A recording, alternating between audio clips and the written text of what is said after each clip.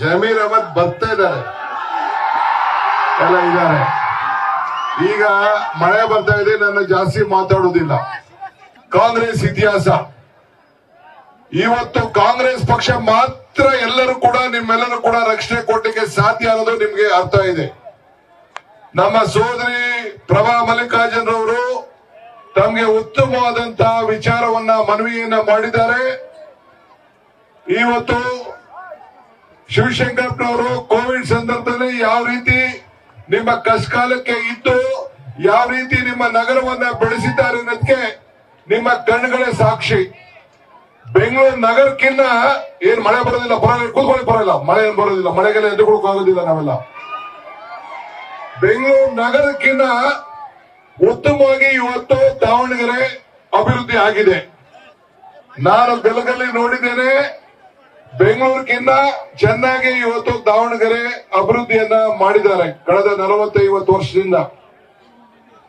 ನಿಮ್ಮ ಕಷ್ಟಕಾಲಕ್ಕೆ ಬೆಲೆ ಏರಿಕೆ ಗಗನಕ್ಕೆ ಹೋಗ್ತಾ ಇದೆ ಅಂತೇಳಿ, ಆದಾಯ ಪಾತಾಳಕ್ಕೆ ಹೋಗ್ತಾ ಇದೆ ಅಂತೇಳಿ ನಾನು ಸಿದ್ದರಾಮಯ್ಯನವರು 5 ಗ್ಯಾರಂಟಿಗಳನ್ನ ಕೊಟ್ಟಿದ್ದೇವೆ.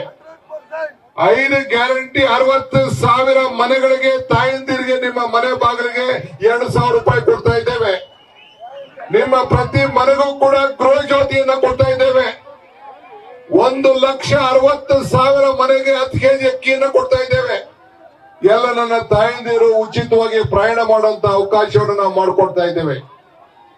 ಇದು ನಿಮ್ಮ ಮನೆಗೆ. ಇಂಥದ್ದು ಒಂದು ಕಾರ್ಯಕ್ರಮ ಯಾವ್ದಾದ್ರು ಪಾರ್ಟಿಯವರು ಬಿಜೆಪಿಯವರು ಮಾಡಿಕೊಟ್ಟಿದ್ದಾರಾ?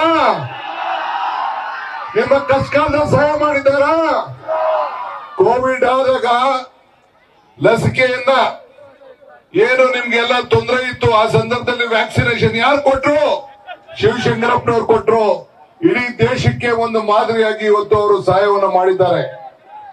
ಇವತ್ತು ನಮ್ಮ ರಿಜ್ವಾನ್ ರವರು 10 MLC, 10 MLA, 4 ರಾಜ್ಯಸಭಾ, 1 MP, 20 ಜನ ಚೇರ್ಮನ್ರು ಕಾಂಗ್ರೆಸ್ ಪಕ್ಷ ಕೊಡ್ತು ಅಂತ ಹೇಳುದು ಯಾಕೆ?